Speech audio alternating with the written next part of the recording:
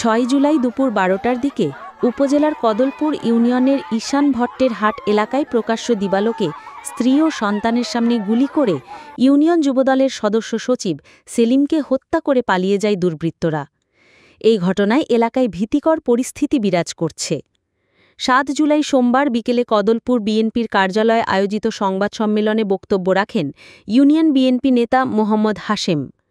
রাউজানের কদলপুরে প্রকাশ্য দিবালোকে ইউনিয়ন যুবদলের সদস্য সচিব সেলিমকে প্রকাশ্যে হত্যা, সন্ত্রাস ও নৈরাজ্যের প্রতিবাদে প্রতিবাদ সভা করেছে কদলপুর ইউনিয়ন বিএনপি ও অঙ্গ সংগঠন। সংবাদ সম্মেলনে বক্তারা আরও বলেন, নেতাকর্মীদের হত্যা করে রাউজানে আলহাজ গিয়াসউদ্দিন কাদের চৌধুরীর জনপ্রিয়তা রোধ করা যাবে না। সংবাদ সম্মেলনে নিহত যুবদল নেতা সেলিমের মা, বোন, স্ত্রী ও ৩ সন্তান উপস্থিত ছিলেন। তারা হত্যাকাণ্ডে জড়িতদের অবিলম্বে গ্রেফতার করে ফাঁসির দাবি জানান।